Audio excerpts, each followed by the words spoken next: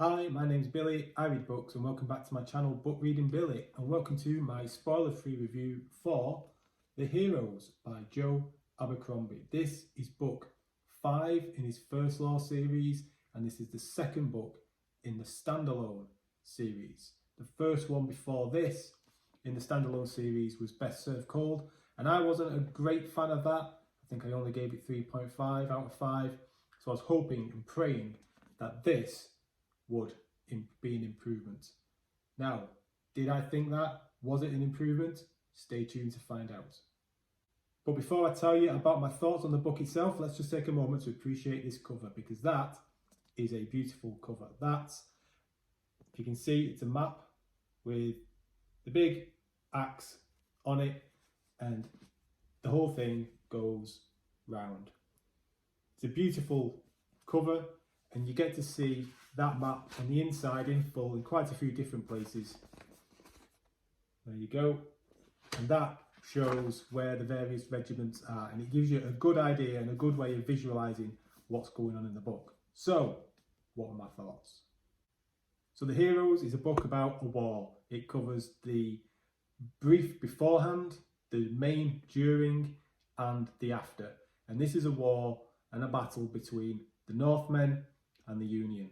And it's a grimdark book, so you can expect it's going to be brutal, it's going to be dark, it's going to be gritty, but it's also smart, intelligent, and funny as hell, as long as you don't mind a shitload of swearing.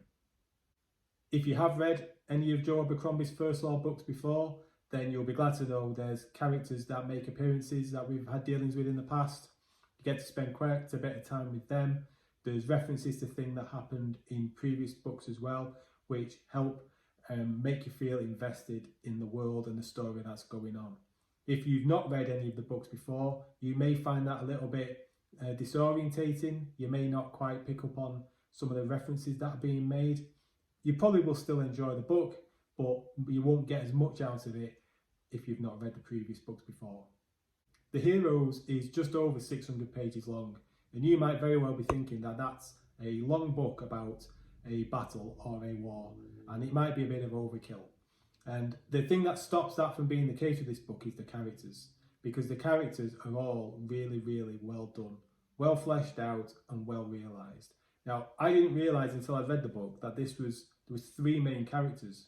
I thought there was 7 or 8. I only read the back of the book with the brief synopsis after I finished reading it. So all the characters felt real to me. I thought there were 7 or 8 main characters we were following, which goes to show just how unique they are, how well realised they are, because you get to know all their thoughts, ambitions, motivations, flaws, and you get to spend a good deal of time with them. So when the fighting starts and the stakes start getting ratcheted up and the tension rises, you are really, really invested in every single character that is on that battlefield. And as it's a Joe Abercrombie book, he isn't afraid of hurting, maiming, and killing off his characters. So because the writing is so good and you get so invested, when bad things invariably happen, you feel their pain, you feel their loss. With this being a book about a war, about a battle, the fights and the battles are a major part of the book. And if this was all just hack, slash, chop head off here, chop head off there, repeat, that would be really quite boring. And thankfully, this book is not like that at all. Yeah, of course, you do get bits like that. But you also get lots of different ways of how the battles and the fights are written. And one of my favourite ones in those is right at the start, one of the very first ones, and it's the confusing way in which the fight and the battle is written, where it accurately portrays how confusing, how disorientating, and just how brutal a fight to the death, like a battle could be. And it goes to show, and it kind of gets across that luck and good judgment is just as important as skill and experience. It was really, really good, and it really sets a tone for how the book's going to be. Another way the fights are documented and the battles are described is where the point of view changes quite often. So the characters that we spent time with, we get to see them and spend time with them during the fights. Now you might be thinking, Billy, I've read lots of books like that. That's nothing amazing. That's kind of what I'd expect, but hear me out. Let's say me and you, yeah, you watching this, we're in that fight. We're on opposing sides. And I'm in the Union and I'm attacking a stronghold for where the Northmen are. And I'm hacking and slashing my way through the battlefield. I'm knee deep in blood and guts and I'm having a great old time. Until some big bastard gets in my way. He's got a massive axe, he lifts it up above his head and he's just about to bring it down and smash my bald head in when an arrow goes straight through his head and down he goes. He's dead. Switch to you. You're one of the Union, and you've just seen me hacking my merry little way through the battlefield, and you thought, I'm going to put an arrow in your ass. So you get your bow and arrow, you get it, you fire it, and just as you release it, that big bastard has got in the way, hits him in the head, down he goes. You've just killed one of your own troops, but I'm carrying on murdering my way through the battlefield.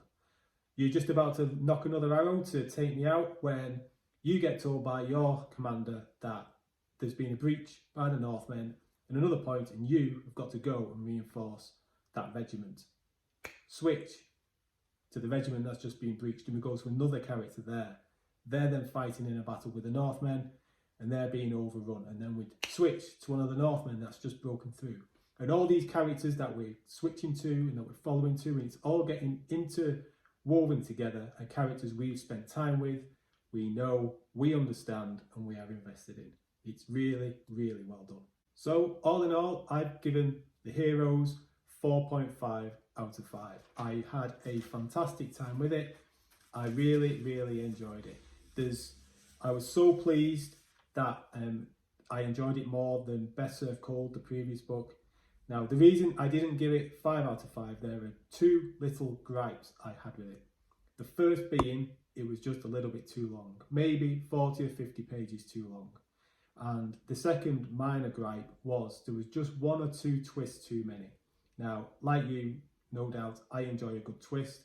I like to have my expectations subverted. I like to think something's going to happen and then, wow, it changes. But there can be some times when it can happen too many times. And I did feel in this book there was just one twist too many, or two twists too many, which is why I think he could have done with a few less twists and maybe 40 to 50 pages shorter, and I'd have given it 5 out of 5. But The Heroes, Joe Abercrombie, if you've not read it, do so. If you haven't read any books by Joe Abercrombie, I highly recommend you do, as long as you don't mind blood, guts and swearing. Okay, take care. I'll see you again in the next video. Bye-bye.